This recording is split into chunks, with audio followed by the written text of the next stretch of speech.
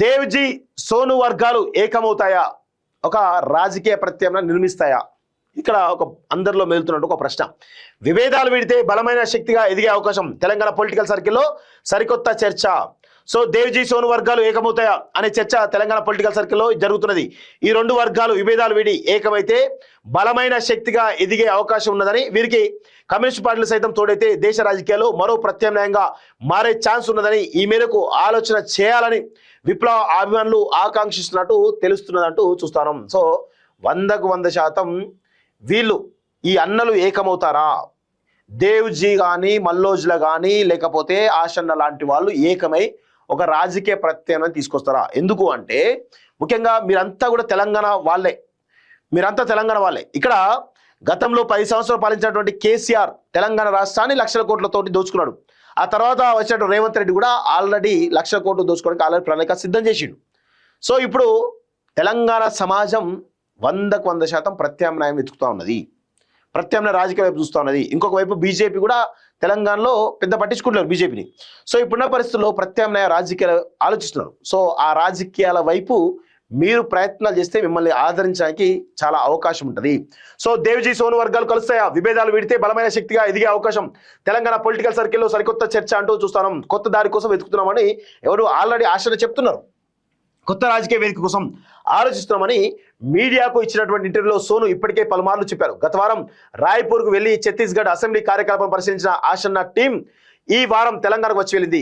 వారి 5 రోజుల పర్యటనలో తమ కుటుంబాల సందర్శనతో పాటు వరంగల్ సమీపంలోని బట్టుబల్లో అమరుల కుటుంబాలను వారు పరామర్శించారు. ఈ సందర్భంగా మీడియాతో మాట్లాడినటువంటి ఆషన్న తాము చట్టబద్ధంగా పనిచేసే సరికొత్త దారి కోసం వెతుకుతున్నామని, ఇప్పుడున్న పార్టీలో అయితే చేరబోమని స్పష్టం చేశారు. తాము తొందర పడదలుచుకోలేని 40 ఏళ్లుగా అన్ని త్యాగం చేసిన తాము ఇక ముందు కూడా ప్రజల కోసమే పనిచేస్తామని చెప్పడం జరిగింది. సో ఇదంతా కూడా చూస్తూ ఉంటే సోను వర్గం, ఆషన్న వర్గం, అదేవిధంగా ఇటు మల్లోజ్ల వర్గం, ఈ వర్గాలన్నీ కూడా ఏకమై ఒక పొలిటికల్ ప్రత్యామ్నాయ పార్టీ ఏర్పడితే కనుక ప్రజల్లో మీకు తొందరగానే ఆదరణ వస్తుంది. ఎక్కువ కష్టపడే అవసరం లేదు. కొంత మీరు స్ట్రాటజికల్గా ముందుకు పోతే 100కు 100% మిమ్మల్ని ప్రజలు ఆదరించడానికి అవకాశం ఉంటుంది. సో సోను ఆషన్నల వర్గం లొంగిపోయినప్పుడు వారిపై ద్రోహులు అంటూ ముద్ర వేసిన దేవ్జీ వర్గం తాజాగా తాము కూడా చట్టబద్ధంగా పనిచేస్తామని చెప్పారు. దీంతో ఇద్దరి దారుల్లో తేడా ఏముందని విప్లవ బాండ్లు పరిశీలకులు ప్రశ్నిస్తున్నారు. ఆయుధాలు అప్పగించకపోవడం కూడా ఇప్పుడు సమస్య కాదని, అందరూ చేసింది అదే కదా అంటున్నారు.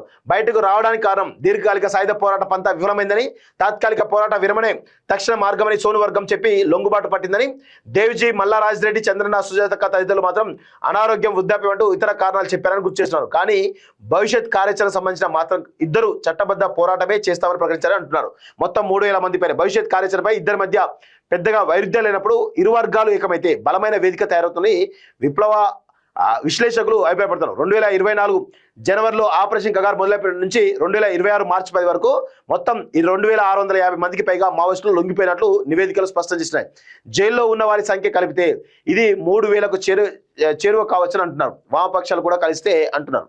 సో 100కు 100% దేవ్జీ, ఈ యొక్క సోను, మల్లోజ్ల వేణుగోపాల్ వర్గం, అదేవిధంగా ఆషన్న వర్గం, వీళ్ళందరూ కలిసి ప్రత్యామ్నాయ, ఈవెన్ దామోదర్తో పాటు ప్రత్యామ్నాయ రాజకీయ వేదికను ఏర్పాటు చేస్తే తెలంగాణ సమాజానికి ఒక భరోసా ఉంటుంది. ఆ దిశగా మీరు ప్రయత్నాలు చేస్తే బాగుంటుంది అనేది మాలాంటి వాళ్ళ అభిప్రాయం కూడా. ఎందుకంటే ఈ దోపిడీదారులు, ఈ యొక్క దోపిడీదారులు ఎవరైతే ఉన్నారో కేసీఆర్ కానీ, రేవంత్ రెడ్డి కానీ, వీళ్ళ పాలన చూసి ప్రజలు ఆర్తనాదాలు చేస్తున్నారు, ప్రజలు ఆవేశంతో ఉన్నారు.